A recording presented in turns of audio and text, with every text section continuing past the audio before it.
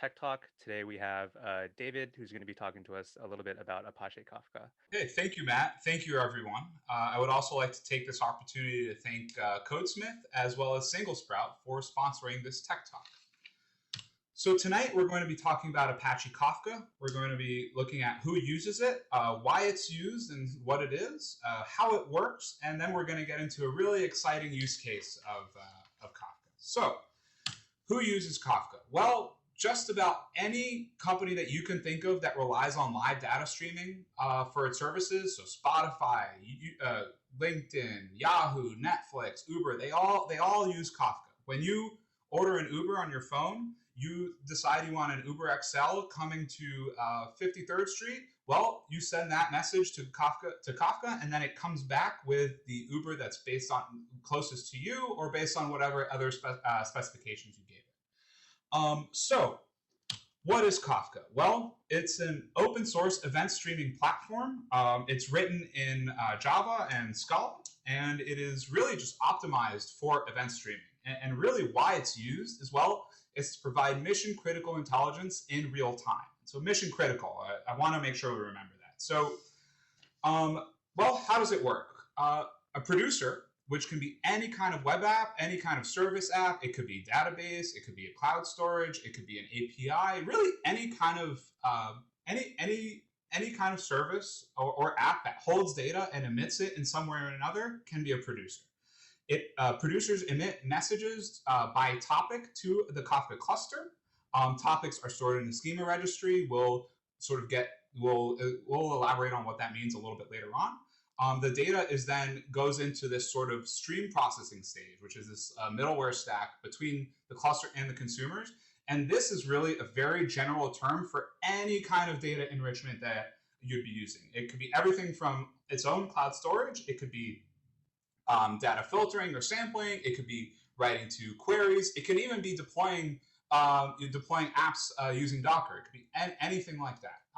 And so once it's sort of done with its stream processing phase, then it gets to the consumer. So this is really any app that's listening for data on the Kafka cluster for that specific topic. And so one thing that's really important here is that producers and consumers, they're wholly independent containerized microservice apps that you write. You can write them in any language as long as you have some broker that connects with Kafka cluster.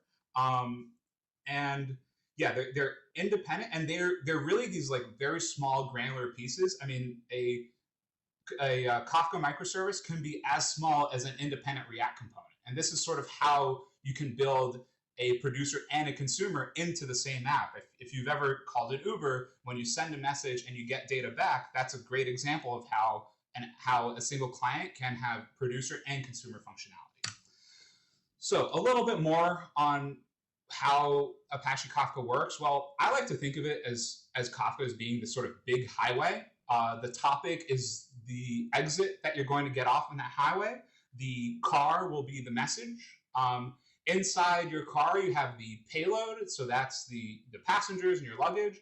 And then in that message, you also have a header and a timestamp, so you can think of this as sort of the exact address to which you're driving to and the time at which the message is currently broadcast. So a couple other important points is the way you connect to Kafka is using a broker, and you have one broker that exists on a single partition. This is really important. In fact, partitions are exactly how you scale Kafka. You can have one topic can have 6 or 7 or really as many partitions as you specify. And this is really how you balance load in Kafka. And so this is also how you scale Kafka. And basically the way you do it is by adding more partitions to a specific topic. You're basically adding more bandwidth and more capacity for that specific topic. And so you might hear engineers talk about how Kafka is fault tolerant. What they mean is that if a partition fails, data can still be transmitted through Kafka on that topic because you still have other partitions running. So this is what it means when you hear fault tolerant. Okay, so now that we've talked about what Kafka is and how it works, let's talk about a really exciting use case. That's right, everybody. We're going to talk about Call of Duty for the next few minutes. And we're going to talk about how Activision used Kafka to deliver real-time player telemetry intelligence to its users. So why did Activision choose Apache Kafka? Well, it's simple. They needed a very simple, highly performant way to transmit all this data live. They have 110 million active monthly users in Call of Duty. This is just this past May, this data. They transmit about 200,000 Kafka messages per second. They have an insane amount of data on their AWS S3 data lake.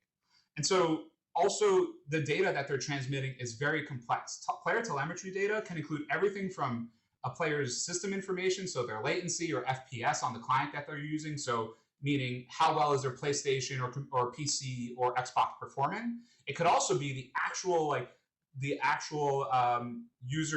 player sort of path that a player takes in a game, like where they ran around on a map, how they scored frags, how they scored points by completing objectives. And you can imagine, like, these are all very different kinds of data going to all kinds of different places and the data is very deeply and arbitrarily nested. It's in binary form. It could be JSON. It could be any kind of data. So they have a very, very wide span of this kind of data.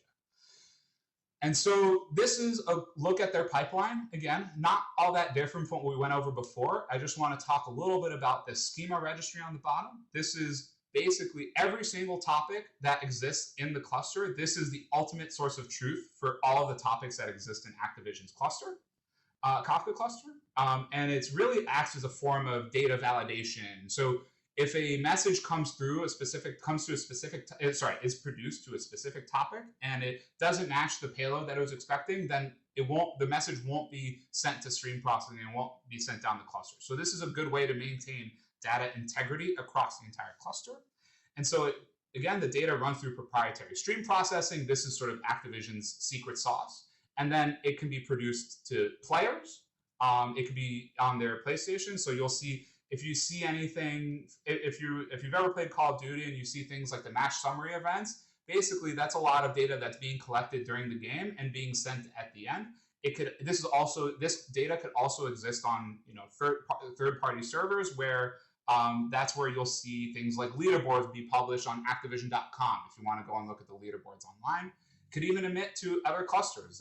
Activision has actually has numerous cases where the data is streamed to another cluster. So this is kind of how you chain Kafka clusters together, is by running it through the data streams and then emitting again to the cluster.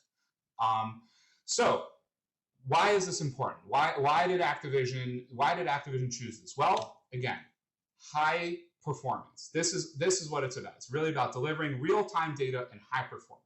They were able to, by implementing Kafka, they reduced their end-to-end streaming latency to about 10 seconds. This was unprecedented for them. This enabled much higher frequency batch stream processing with substantially smaller payloads. This allowed them to actually query all this data in much more frequent intervals. This 5 to 10 minute interval is very significant because this is actually the average. An average Call of Duty multiplayer game ranges very cleanly between 5 and 10 minutes. In fact, you'll see 10 minutes is the time limit really on a lot of these multiplayer games, unless you're playing something like Warzone. And it was also a lot cheaper. For them to implement as well. And so, high performance. What does that yield? New features. If you've ever played Call of Duty, I'm sure there's at least a few of you that have. If you've ever seen this heat map is produced using data that's collected over the course of a Call of Duty game, over the course of a Call of Duty round. And so you'll see sort of where on the map, where was there a lot of action.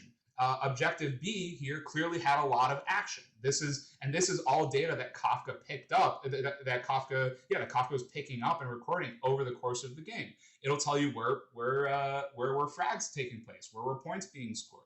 If you were trying to figure out where was that pesky camper hiding in the last round, well, that mission critical multiplayer intelligence. Remember, mission critical multiplayer intelligence for gamers, powered by Apache Kafka. Apache Kafka helping you find that pesky camper. And with that, I would like to take this opportunity to thank Yaroslav Tkachenko, who delivered a whole series of talks on how Activision implemented Apache Kafka into their data pipeline. If you want to learn more about this, I strongly recommend you finding these two links, as well as a few other from Yaroslav himself, and how he and his team implemented Apache Kafka. It's very interesting, especially if you're really into this sort of technology. And so with that, thank you very much for listening. It's been a pleasure talking to everybody, and I will be happy to take some questions. Okay. So I think, Nikhil, you had a question? Yeah. So you mentioned brokers before, Kafka brokers. Can you explain a little more about how you can make that connection between like an application and a broker? Sure. So there are really a number of ways to connect to a Kafka broker. You'll see a fair amount of implementations using a REST API. I prefer personally to use WebSockets. I think WebSockets are really optimal for dealing with high frequency data transmission. When you use a REST API, you're sending a request and you're getting a response back. So there's a sort of limit on how low your latency can be there, and also the data is a much higher payload. So WebSockets really enable you to create an actual live stream of data that's persistent, that you wouldn't need to throttle or that wouldn't where you wouldn't really run into these like higher latency problems. And it also is WebSockets are also a great way to make sure that your payloads remain small. And so this is sort of how you see savings in savings in data streaming. Yep. And so I think, Vicky, you also had a question? Hey, David. Great talk, a great example. In your Activision example, I think you mentioned the topic schema registry. Could you just elaborate a little bit more about the function of the schema registry? Sure. So a topic schema registry, it acts like a schema registry on any kind of database. You can really think of Kafka as a database, but that's really in a constant cycle as opposed to just static. And so the point of the topic schema registry is really to make sure that all of the payloads being sent for every specific message is formatted exactly the way it needs to be. So it's really a way of validating the data. And another way to think about it is the ultimate source of truth for how topics are defined. And this is something that is rigorously controlled by the most senior engineers on any Kafka implementation.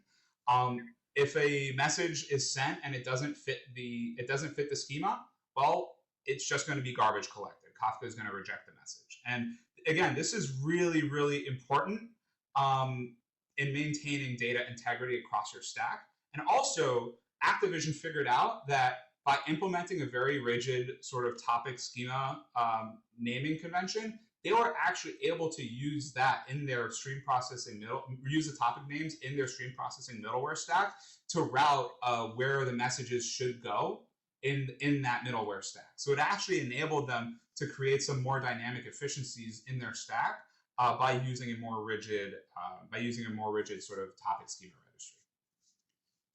And I think that's all I have. So thank you. All right, and if there aren't any more questions for tonight, let's just all unmute one more time and give David one last final round of applause.